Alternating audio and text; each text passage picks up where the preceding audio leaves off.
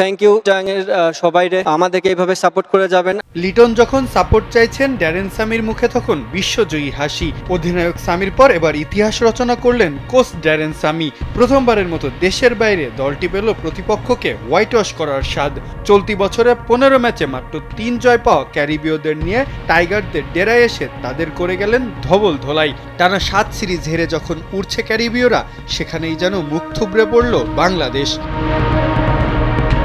হারের পর লিটন যদিও ভাগ্যবান বললেন উইন্ডিজদের, তাদের সময় ডিউ ছিল না। লিটনরা ভেবেছিল তাদের 151 রানই যথেষ্ট এই পিচে, ক্যাচ মিস হলে ম্যাচটা আরও কঠিন হয়ে যায়। পুরো সিরিজে উইন্ডিজরা ভালো ব্যাট ও বল করেছে, কিন্তু ক্যাপ্টেন কি ভুলে গেছেন সিরিজ বা ম্যাচ জিততে মূলত দরকার এই কাজগুলোই সঠিকভাবে করা। বাংলাদেশের খারাপ ব্যাটিং, বোলিং বা ফিল্ডিংয়ের দায় কি ক্যারিবীয়দের?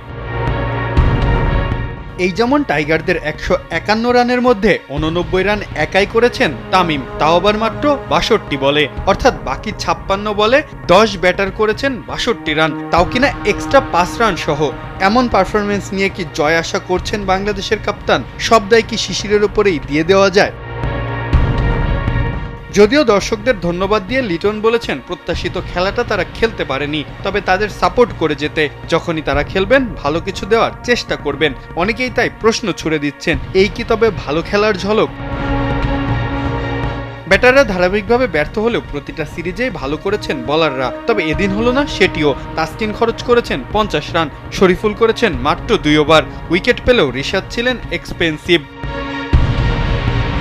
দলের হয়ে তুলনামূলক সফল ছিলেন মাহাদি ও নাসুম, তবে দুজনের স্পেলই অনেক আগেই শেষ করে ফেলেছিলেন অধিনায়ক। ফলে মাঠভর্তি দর্শকের সামনেই ঘরের মাঠে হোয়াইট ওয়াশের লজ্জা পেতে হলো টাইগারদের। বিশ্বকাপের আগে বাংলাদেশের সামনে টি-20 ম্যাচ আছে আর মাত্র 4টা। ঘুরে দাঁড়াতে পারবে তো লিটনরা?